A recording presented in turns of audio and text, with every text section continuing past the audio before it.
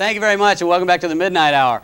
It's my pleasure to welcome our special guest from the Cincinnati Zoo. Please welcome Thane Maynard. Happy anniversary. Thank you. Pat, happy anniversary. It's a pleasure having you on the program. Well, it's fun. You know, I'd heard from Jan Dietrich, my friend Catherine Hilker. The zoo's been, we've loved to come down here, especially during anniversars, so we figured you'd be here for your 4th. That's great. And so we brought a special guest, in fact, my favorite animal in the whole wide world, the American alligator. This one is 1 year old, just about exactly, came from a breeding farm down in Florida. You may know they hatch out of an egg. You may also know, and this is one of the reasons I like them so much, they used to be an endangered species, but they now are one of the few species ever taken off the endangered species list. Oh, that's great. They're making a comeback. That's terrific. Right. Conservation works if people take it seriously. Right. Fortunately, this is one that was protected by wildlife laws. It was protected by the Endangered Species Act, the most important piece of wildlife legislation ever passed.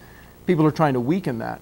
Yeah. I think everybody in your audience tonight, or tomorrow at the latest, should write either their representatives or their senators and say that they appreciate and support wildlife laws and that they expect them to do the same thing. There are a lot of forces trying to weaken those laws, and they shouldn't, because gators need places to live. Well, now what kind of forces are trying to weaken? Well, who would be interested in weakening? I'll tell you, it's a crazy thing, but it's not as much here in the tri-state as it is, say, for instance, out in areas like Portland, Oregon, and Seattle, Washington with the little spotted owl, down in Los Angeles and San Diego with things like the gnatcatcher from California, as well as the California condor.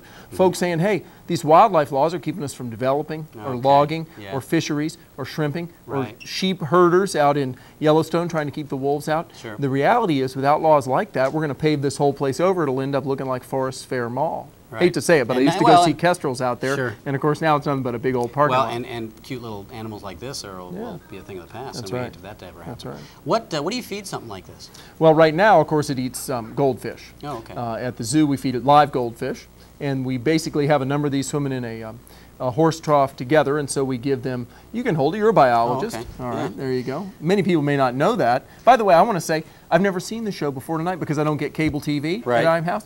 I'm going to have to get cable. This is the best thing since Wayne's World. Well, I appreciate that. It's since Wayne's World, really. Yeah. And the audience agrees. That's right. No kidding, I liked it. Well, thank you.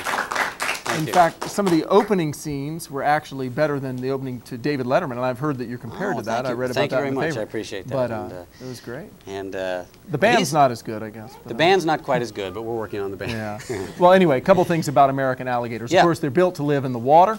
They are, in fact, they have a wetsuit. They don't have to wear a bathing suit like you do. Right. Do you wear a bathing suit? No. No, okay. They come with their own webbed feet for, of course, their swim fins for getting along. Their own canoe paddle, their tail, half the length of their body. And, of course, they have their own goggles.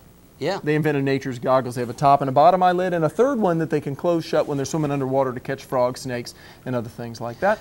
Nose plugs, ear plugs. They're basically a swimming machine compared to people. We're dreadful. Dreadful. Special Olympics for us. Well, I would bet that's all true based on the fact that over time, these animals have changed very little since long time ago. Oh, yeah. They're about the same as they've been for more than 1 million years. Yeah, yeah. Which is different than us. Right, slightly. Yeah.